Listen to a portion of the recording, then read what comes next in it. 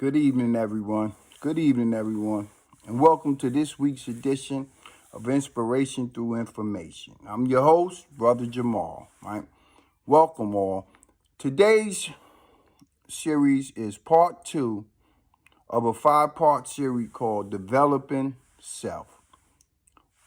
Last episode, we covered the reconstruction phase, which was the phase that we intended to look at our lives and begin to remove the things that are just in our lives serving no purpose, not helping us to grow, not helping us to elevate, not helping us to change in any format, things that has just been a part of our lives doing nothing for too long. So we went through the reconstruction phase, right? And in that process, if we did it honestly, like I had suggested, and we did a thorough assessment of our lives, right, some stuff got removed, right? And in the removal of some stuff, there was some emptiness left, right? I tend to call it areas of void, where things that are nothing's going on and it needs to be filled. I.e., here we come to part 2 of developing self, right? Spiritual evaluation.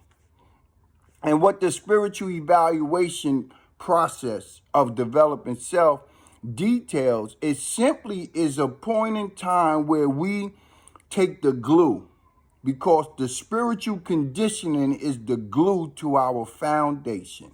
It is the thing that holds our foundation steady. It's the thing that makes our foundation unshakable, unmovable, and placed in solidness, right? So it is very important that when we develop ourselves, that we do what we call a spiritual evaluation.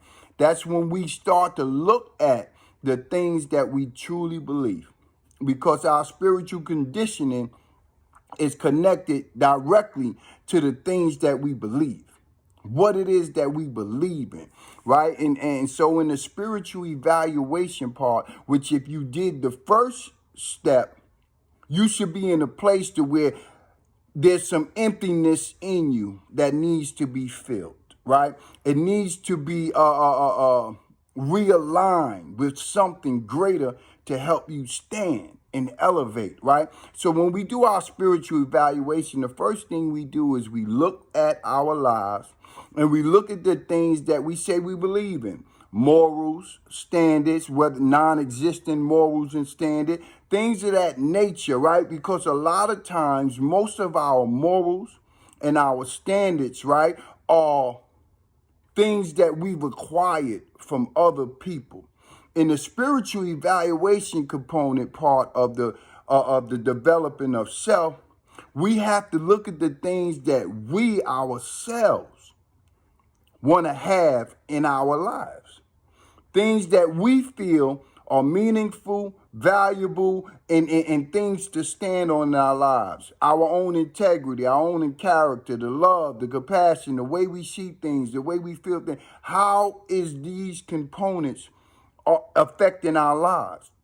Are they greater or less than in our own directly life? So when we begin to evaluate our spirit, the first questions that we can ask ourselves is that this thing or this situation or this moral or this standard that I call myself believing in, that I will hold dear life to, right? I have to ask myself, have I ever put it to the side? See, there, this one gonna sting a little bit, right?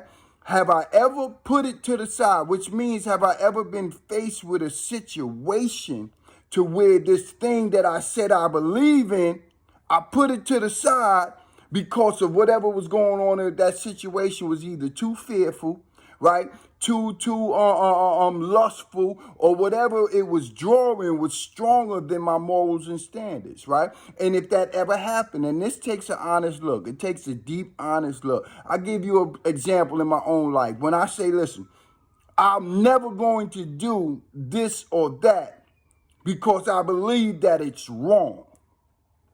I believe that it's wrong. I will never do this, only to find myself later on in my life doing that exact thing Now I'm sitting there questioning myself whether or not my beliefs were truly my beliefs.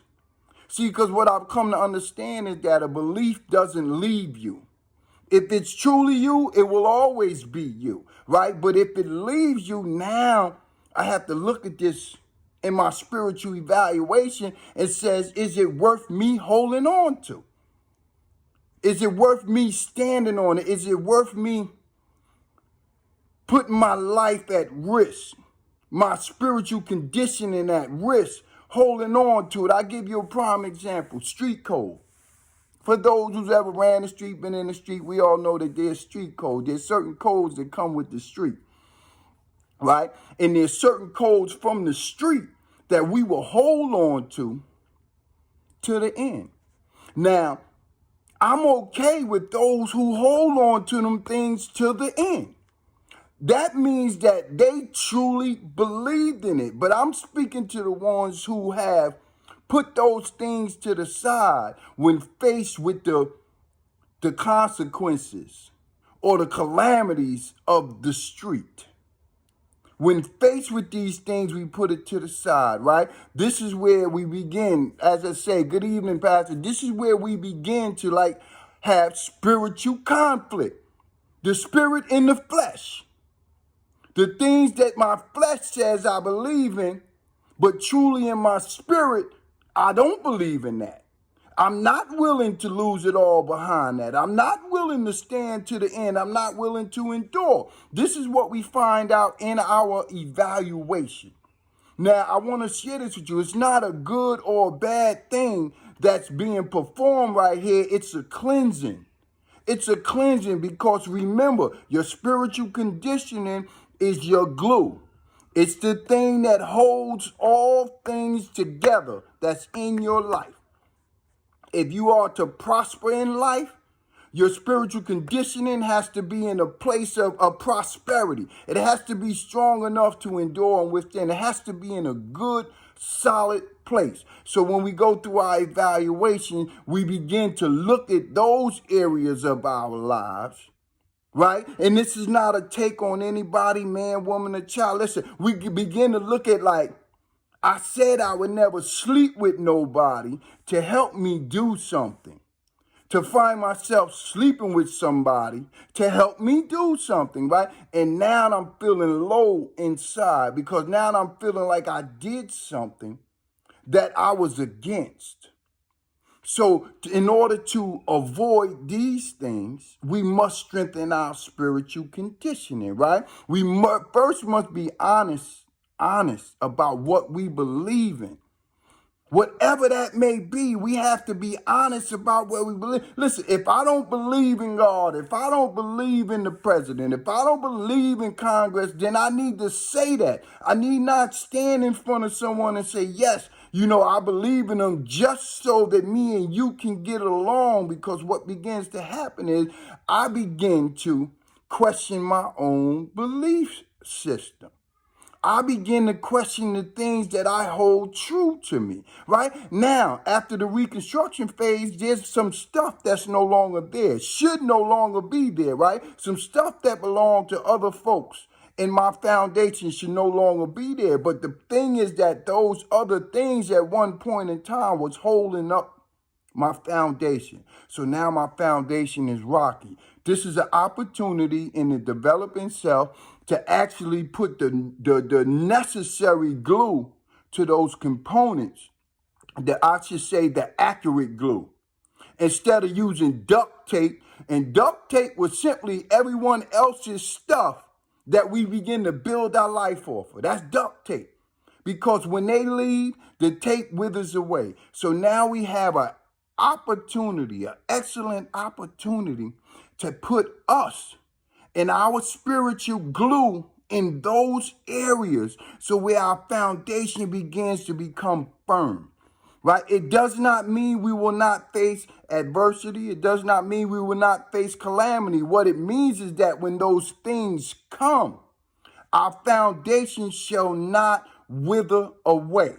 We should be able to sway. We should be able to continue to stand, although the things that's coming at us may be coming at hurricane speed. at hurricane speed, tornado speed, but yet our foundation is formed. And the reason it has to be formed with spiritual glue is because the spirit is the only thing that has no borders. The spirit has the ability to expand. It has the ability to elevate with the situation. No matter what you endure, what comes your way, the spirit has the ability to always elevate or expand, to be able to encompass the adversity so that it does not rattle your foundation. The whole purpose of this is to make sure that what we're standing on is truly of us. So therefore, when we face with these situations, we don't have to look somewhere else in order to find out what we need to stand. It's already in us. It's already in us. In this opportunity, we get an opportunity and a chance to begin to develop this because we done already did the reconstruction phase. We done already did the assessment. We done already removed, if we actually did the suggestions. We done already removed that stuff. So now we just need to begin to put the things that are of us into these things. So that when we say, oh, I'm a good person, you know, I'm a loving person. Why do I always seem to be hurt? Because I care for everybody, but nobody cares for me, right? And I hear a lot of this, and I speak to a lot of people who shares what others may or may not do that they do, right? One of the things I always say to them, and this is part of the spiritual evaluation, I always ask them, what was your purpose of doing it? If you're not honest about why you did it for them, this is why I see that their response caused you so much pain. Their reaction caused you to fall off of your own foundation. So I always get them to try to get them to understand, like, if you did it for anything other than the reason of doing it, you already did it for the wrong reasons. So that means that I did it for some type of manipulative purpose. I loved you because I wanted you to love me back. I gave you because I wanted you to give me back. See what I'm saying? That means it was a condition on your act, on your behalf, and when you didn't receive what you get, it does not mean it doesn't hurt. But what I'm saying is that it should not rattle you off your foundation. If we're building our foundation off of spiritual fortitude, it should not rattle us or cause us to go astray from our own foundation. We're supposed to be able to feel it, absorb it, but continue to do it. Because if it's truly of you, if you're truly a person of loving and caring, compassion and empathy and giving, nothing should ever stop you from loving, caring, being compassionate, or having empathy, right? Now, just because that individual, there's a scripture, right? Because I always read the word. There's a scriptures that I believe Peter, it's in the book of Acts, where God informed him that if you approach someone, or it basically saying that if you begin to knock on someone's door and you bring in goodness to their door and they don't wish to receive your goodness, he said, kick the dust off your sandals and keep it moving. Do not fret, do not beat them down, do not bag them, just keep it moving. What that's saying is that, guess what? Everyone is not going to receive your goodness in the way that you may want them to receive it. It does not mean that they should become something other than who they were at the time you decided to give them your goodness. They still that person. They still that same person. Your job was just to give it to them if they wish not to receive it. It also says in the scriptures, do not cast your pearls unto swine. In other words, don't give your goodness to something or someone you know may not be in a condition to receive it in a thankful manner. Come back around. Come back around. When they get to that place spiritually to where they stand, and come back around and give it to them.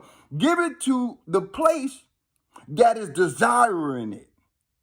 Too many times we go through life when we're trying to give our being into areas that are not at a time where they're willing to receive them. This is what discernment is. Discernment is the ability to be able to see that what I want to give to you, it isn't that you don't deserve it, but in your state right now, you will squander it. You will squash it. And then I put myself in a position to feel some kind of way. Spiritual evaluation. We have to start looking directly at self and start identifying why we do what we do when we do it. Is it because we believe in it? Do you really believe in making someone else happy? If you believe in making someone else happy, then I believe that you have the wrong belief, right? Because you can't make them happy. You can provide them with things and hope that they will find happiness in those things. But you cannot provide someone with something that they're not willing to have at that time. It does not mean that they don't deserve it. It just means that where they at spiritually where they at, they won't be able to receive it. Now, I'll talk about that in my own life. A lot of things had came my way in my life, during my life, where I was at spiritually. My spiritual condition could not receive those things in the manner in which they were given. So in other words, I made folks feel as though what they were doing for me was meaningless, and it didn't mean anything. It's that they wasted their time.